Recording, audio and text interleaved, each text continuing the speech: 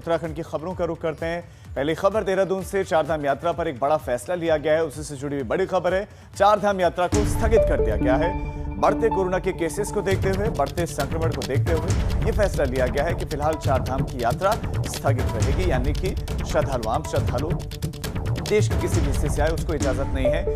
उत्तराखंड की जनता भी नहीं जा पाएगी। फिलहाल मंदिरों में दर्शनों के लिए चारधाम यात्रा फिलहाल नहीं चलेगी। सिर्फ जो पंडित पुरोहित वहां पर हैं, जो पुजारी हैं, वो विधिवत कपाट खोलेंगे भी, पूजा अर्चना भी करेंगे, लेकिन आम लोगों को इजाजत नहीं होगी। सीएम तीरथ सिंह रावत, पर्यटन मंत्री सतपाल महाराज ने बैठक की। बैठक में फैसला लिया गया अगले महीने से चारधाम यात्रा शुरू होनी थी। चारधाम यात्रा राजस्व का बड़ा जरिया, आजीविका का बड़ा साधन।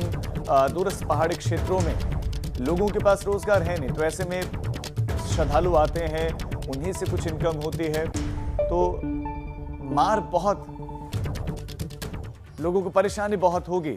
लेकिन जीवन जरूरी है। देखिए 14 मई को कपाट खुलने हैं गंगोत्री धाम के, फिर यमुनोत्री धाम की बात करें, कपाट खुलने हैं। केदारनाथ धाम को 17 मई को कपाट खुलने हैं, तो 18 मई को बद्री विशाल के कपाट खुलने हैं।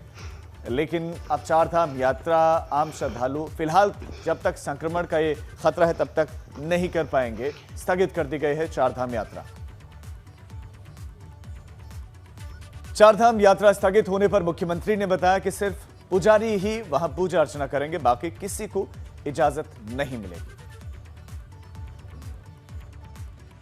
चारधाम यात्रा को लेकर के अभी जिस तरह कोविड है तेजी से बढ़ रहा है, उसको देखते हुए स्थगित किया जाता है और साथ ही केवल पुजारी वही वहाँ पूजा पाठी करेंगे।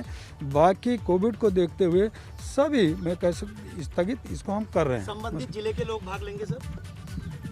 कोई नहीं, केवल तीर्थ पुरोहित ही पूजा करेंगे। पूजा अर्चना नियमित होगी, नियमित समय पे आपका पट खुलेंगे। लेकिन जो राहुल जी हैं, जो पूजा पाठी हैं, जो पुजारी हैं, वही वहाँ पूजा अर्चना करेंगे। बाकी शेष लोगों को, पूरे देश के लोगों को चारधाम यात्रा अभी बंद है। तो कुंभ को लेकर खूब क्रिटिसिज्म झेला और उसके बाद अब ये निर्णय लिया गया कि चारधाम यात्रा नहीं होगी, फिलहाल स्थगित कर दी गई। हमारे संवाददाता विनोद इस खबर पर ज्यादा जानकारी के साथ जुड़ गए हैं।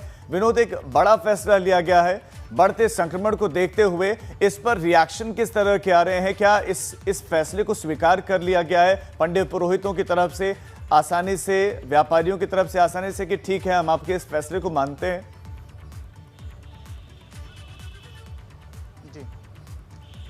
राजीव, देखिए अभी चारधाम यात्रा पूर्ण रूप से स्थगित कर दी गई है उत्तराखंड में, और ऐसे में अभी फिलहाल कारोबारी हो या फिर तीर्थ पुरोहित, उनकी तरफ से अभी कोई प्रतिक्रिया नहीं आई है। लेकिन बढ़ते संक्रमण के चलते अब उत्तराखंड में राज्य सरकार ने प्रभावी कदम जरूर उठाया है, क्योंकि लगातार उत्तराखंड में कोविड के केस बढ़ रहे हैं और मौत के आंकड़े भी लगातार उछाल पर हैं। ऐसे में राज्य सरकार ने प्रभावी कदम उठाते हुए चारधाम यात्रा को स्थगित कर दिया है। अब कारोबारी हो या फिर तमाम अन्य तीर्थ पुरोहित, उनकी तरफ से प्रतिक्रिया अभी तो नहीं आई है, लेकिन कारोबारियों के सामने ज़रूर दिक्कतें हैं, क्योंकि चारधाम यात्रा ही एक बड़ा जरिया होता है भरण पोषण का।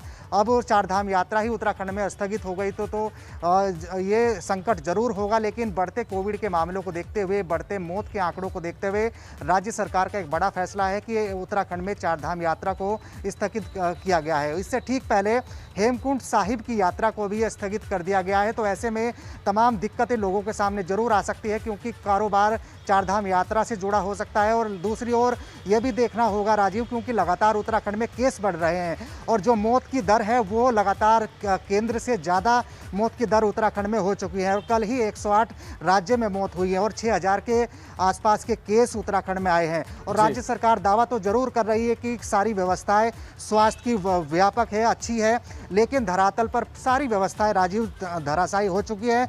अस्पतालों में बेड की दिक्कतें हो रही है, ऑक्सीजन नहीं है। कुछ वक्त पहले मैं खुद देहरादून में था विनोद, और मैंने स्थितियों को बहुत करीब से, बेहद नजदीक से देखा है कि अस्पतालों में हालात क्या है। वहां स्थितियां बद से बदतर होती चली जा रहे हैं और स्थितियों से निपटना कैसा है शायद कोई जानता नहीं है।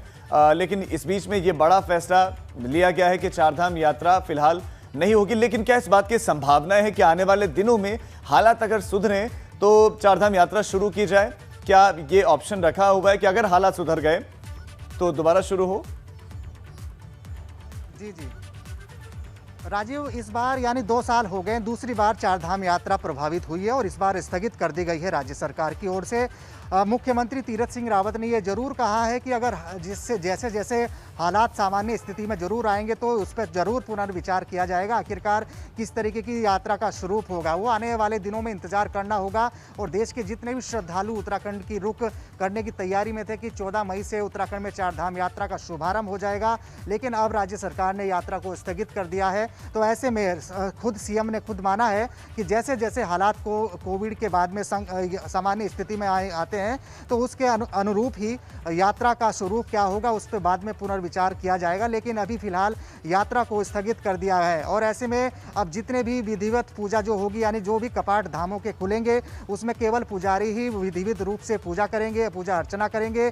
किसी भी अन्य बाहरी व्यक्ति को या फिर अन्य लोगों को मंदिर में प्रवेश करने नहीं दिया जाएगा। तमाम सख्ती यहाँ पर बरतने के निर्देश भी सीएम ने दिए हैं। और ऐसे में अब एक दिक्कतें ये भी है, चारधाम यात्रा से अगर हट के बात की जाए तो इस समय उत्तराखंड में पीक पर कोविड चल रहा है, लगातार मौतें हो रही है, आंकड़े बढ़ते जा रहे हैं। और ऐसे में 6 दिन के बाद में आज राज्य सरकार ने तमाम जितने भी शासकीय दफ्तर हैं उनको खोल दिया है और लगातार गाइडलाइन तो जारी की है कि जितने भी ए और बी के श्रेणी के अधिकारी हैं वो 100% उनकी उपस्थिति में होगी और जो सी और डी के कर्मचारी अधिकारी हैं वो रोटेशन के हिसाब से अपनी बिल्कुल ये फैसला तो लिया गया है। विनोद, आपका शुक्रिया इस तमाम जानकारी के लिए। तो चारधाम यात्रा को फिलहाल स्थगित कर दिया गया है, लेकिन यहाँ पर आवश्यक ये भी है कि अस्पतालों में जो बेड की कमी है, ऑक्सीजन बेड मिल नहीं रहे हैं, ऑक्सीजन मिल नहीं रहे हैं, अस्पतालों के बाहर चिपका दिया गया है, वो दुरुस्त हो, लोगों को ऑक्सीजन मिले, लोगों को बेड मिले, लोगों को स्वास्थ्य सुविधाएं मिले, इस पर फोकस होना चाहिए। खबर देहरादून से, चिकित्सा, स्वास्थ्य और शिक्षा विभाग ने बड़ा फैसला लिया है। स्वास्थ्य विभाग में आउटसोर्सिंग के माध्यम से रखे गए कर्मचारियों की तैनाती अवधि बढ़ा दी गई है और बढ़ाकर फरवरी 2022 कर दिया गया है। कोरोना के बढ़ते प्रकोप को देखते हुए यह फैसला लिया गया है। इस खबर के साथ इस बुलेटिन उत्तराखंड प्राइम में फिलहाल इतना है।